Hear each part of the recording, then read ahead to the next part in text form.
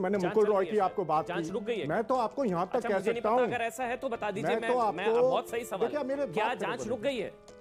हुआ क्या? नहीं, जांच रेड हुई, जांच रुक गई है। उनके यहाँ रेड हुई, जांच रुक गई। अरे रेड हो ना, तो ईडी रेड हुई, तो कब करेगी? अरे तो किस बीजेपी नेता पे रेड हुई है? आप कोर्ट गए हाँ या ना? अरे आप तो बीजेपी के वकील की तरह बात कर रहे हैं। अब दिक्कत क्या है? देखिए आजकल दिक्कत क्या है, लोगों सुनो, आजकल मीडिया के साथ दिक्कत क्या है? वो मीडिया से लड़े, आप एजेंसी से लड़ेंगे, प्रवक्ता बन आप मीडिया से लड़ेंगे। अरे आप भाई आप एजेंसी से भी लड़ेंगे, आप ईडी से लड़ेंगे, आप मीडिया से लड़ेंगे। शहजाद पूनेवाला जी की बात कितने प्यार से, नहीं मेरे को फैक्ट जानना था, बोलने लगा बीच में टोकने लगे। आप मुझे फैक्ट जानना था। आपको ये मीडिया वाले लगते हैं, मोदी सरकार के वकील लगते हैं। चलो जवाब दो आप लोग, मोदी सरकार के वकील लगते नहीं लगते? जल्दी बोलो, है कि नहीं है? नहीं लगते, बिल्कुल है, ऐसे बिल्कुल है, बिल्कुल है। अच्छा नहीं लगता मुझे। अच्छा सुनिए, चलिए आप ऐसे एक्सपोज होने अच्छा नहीं लगता। बहरहाल चलिए।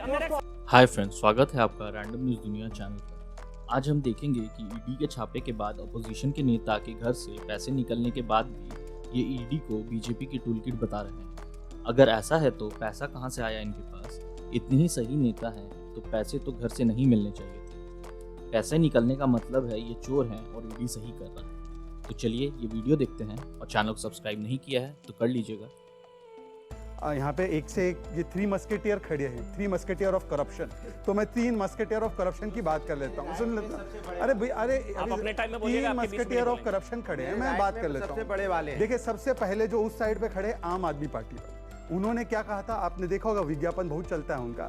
कट्टर ईमानदार है जी सत्येंद्र जैन, ये कल कोर्ट का आदेश आया, he has a criminal background, criminal पृष्ठभूमि के हैं। मुख्यमंत्री से आग्रह किया हाईकोर्ट ने कि आप फैसला कीजिए कि एक बैड व्यक्ति को, एक क्रिमिनल व्यक्ति को कैबिनेट में रखना है। 2 महीने से उनको जेल नहीं मिली है, फिर भी वो कट्टर ईमानदार है या कट्टर भ्रष्ट है। दूसरी बात, ये आया है गवर्नमेंट ऑफ वेस्ट बंगाल के खिलाफ, आदेश आया था कैलकाटा हाईकोर्ट का कि टीएमसी मतलब टू मच करप्शन हो रहा है एजुकेशन डिपार्टमेंट में। और अब तो आप देख ही रहे हो कि too much piles of cash भी दिख रहा है आपको अर्पिता के घर से। और वो कहां पे लिंक होता है? पार्था के साथ लिंक होता है। पार्था का लिंक कहां होता है? ममता के साथ। मतलब मां माटी मानुष बन गया, मनी मनी मनी। और तीसरा, जिनकी तो पीएचडी है ही करप्शन में, एआईसीसी मतलब all India corrupt committee, all India corrupt committee का तो 2000 करोड़ की संपत्ति लूटने का काम यंग इंडियंस के माध्यम से, और पकड़ने जाओ, पूछने जाओ तो ये कहते हैं कि हमसे सवाल कैसे पूछ लिया, हम राष्ट्रपति को भी गाली दे देंगे। अनुराग को छोड़ दिया, मैं बोलूं? इनका तो टोटी से लेकर ट्रेजरी तक, अब जहां चोटी लगनी है,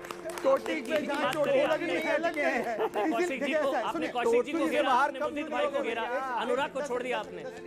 नहीं अटक गए ये तो। अरे आपको लोगों ने कुछ मिला ही नहीं, टोटी आप जाओ यहाँ से। टोटी पकड़े झूले पकड़े घूम रहे, टोटी टोटी टोटी। शुरुआती दौर में जब मैंने 3 मस्केटियर ऑफ करप्शन कहा, टीएमसी, आम आदमी पार्टी और कांग्रेस कहा, इन्होंने पहले ही रिएक्ट कर दिया। नहीं मैं भी हूँ, मैं भी हूँ, मैं भी हूँ, मैं भी हूँ, मैं भ्रष्ट, मैं भ्रष्ट, मैं भ्रष्ट। चलिए अब पहले मुद्दित अग्रवाल बोलेंगे क्योंकि कांग्रेस पार्टी पर आरोप है। मुद्दित अग्रवाल जी, मेरा सवाल ये है, सवाल मेरा एक लाइन में है कि ईडी एजेंसी करप्शन से लड़ रही है और कांग्रेस पार्टी, आप लोग ईडी से लड़ रहे हैं कि उसके अधिकार, सेक्शन 50, वो सारी चीजें ईडी से लड़ रहे हैं, क्यों?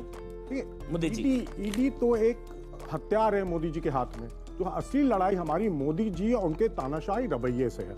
आप ईडी की बात करते हैं, आज तक आपने कभी सुना है कि ईडी किसी बीजेपी वाले नेता के यहाँ जाके उन्होंने रेड की हो? जो मैंने मुकुल रॉय की आपको बात की, मैं तो आपको यहाँ तक कह सकता हूँ, अगर ऐसा है तो बता दीजिए। मैं बहुत सही सवाल, क्या जांच रुक गई है?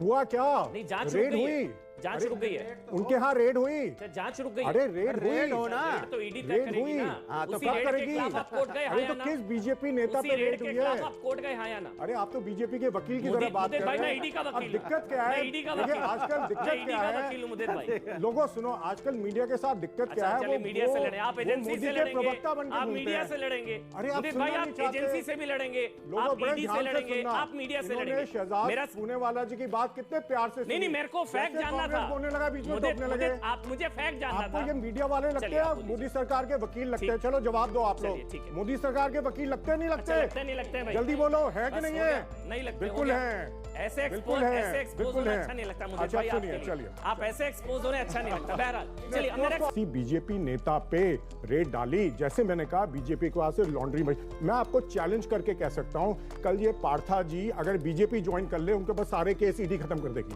सवाल ये है जिसको हमें बहुत जरूरी है सोचना। देखिए ईडी और सीबीआई क्या बन गए हैं? ये हथियार बन गए हैं विपक्ष को डराने और धमकाने का। लोकतंत्र ऐसे नहीं चलते। देखिए, मैं तो हमेशा कहता हूं, मीडिया से मुझे शिकायत क्या है। देखिए, जब सरकारें डिक्टेटर्स के रूप में काम करती हैं, सिर्फ दो एजेंसीज बचा सकती हैं, एक मीडिया जिसको फोर्थ पिलर ऑफ डेमोक्रेसी कहते हैं, और दूसरा है कोर्ट्स।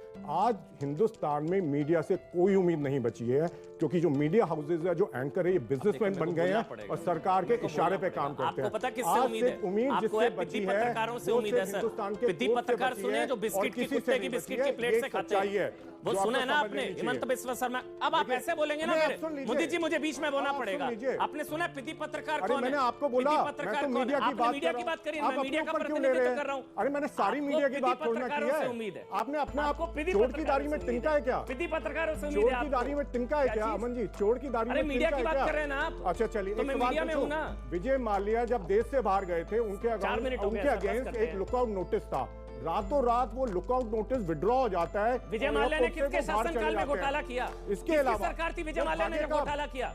जब पीएनबी स्कैम हुआ, किसकी सरकार थी? आप बताइए ना। जवाब। अब मशीनों की बात चली है तो दो मशीन तो जरूर है। एक तो शिक्षा से सोना निकालने की machine, TMC too much corruption वाली, और दूसरी वाली मशीन है कि सार्वजनिक जो संपत्ति है, जो फ्रीडम फाइटर्स की संपत्ति है, परिवार का माल जेब में डाल, सार्वजनिक जनता का माल परिवार के जेब में डाल। ये उनके पास दो मशीन है। पर मैं आपको बताता हूँ, देखिए, ईडी ने जब कार्रवाई सत्येंद्र जैन पर की, ये दिल्ली कांग्रेस से है, मुदित अग्रवाल जी, दिल्ली कांग्रेस ने उसका स्वागत किया और उन्होंने कहा कि बहुत अच्छी कार्रवाई हो रही है, सत्येंद्र जैन को इस्तीफा देना चाहिए। तो उनके केस में हो तो एकदम बढ़िया है, एकदम चमत्कार है, हमारे केस में हो तो गुनहगार है।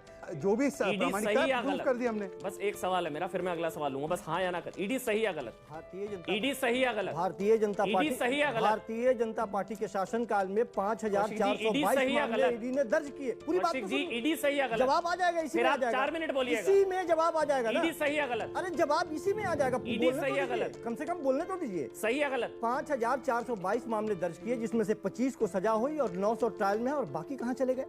बाकी वो लोग हैं जब इलेक्शन के वक्त ये लोग ईडी को दौड़ाते हैं उसके पीछे, और मामले खत्म हो जाते हैं। उसके बाद में कोई पूछने वाला नहीं रहता है। आप तमाम महाराष्ट्र का इलेक्शन देख लीजिए, उत्तर प्रदेश का देख लीजिए, बिहार का देख गलत है इसका मतलब? मैं कह तो रहा हूं कि उसको ईडी गलत है इसका मतलब? जो एक टूल किट ये सब इस्तेमाल किया है, केस में गलत है? सोनिया वाले केस में गलत है? भारतीय जनता पार्टी ने उसे टूल किट के जैसे इस्तेमाल करना शुरू कर दिया है। कौशिक जी, सवाल तो सुन लीजिए। सवाल है मेरा, जब कांग्रेस पार्टी आप लोगों को नहीं बचा रही, सत्येंद्र जैन वाले मामले में ईडी सही है, कांग्रेस पार्टी का पक्ष है, तो सोनिया वाले मामले में आप बोलिए ना ईडी सही है। ये तो मुद्दे लगा साला। बचाने की बात ही नहीं तो फिर सही है ना नेशनल हेराल्ड मामले में ईडी? सवाल ईडी के बारे में पूछ रहे हैं हम, ईडी का रिकॉर्ड बता रहे हैं आपको कि ईडी ने जितने मामले दर्ज किए उसमें कितने। तो नेशनल हेराल्ड वाला मामला भी प्रायोजित लगता है आपको? अरे वो छोड़िए, उस पे छोड़, अरे ये क्या बात होती है? हम मूल आप फंस रहे हैं। नेशनल हेराल्ड वाला मामला सही है गलत? नेशनल हेराल्ड वाला मामला सही है गलत? नेशनल हेराल्ड वाला मामला सही है गलत? के मामले में कौशिक जी, इतना मुश्किल सवाल नहीं है, पूछ लीजिए क्या जवाब देना है। 10,000 करोड़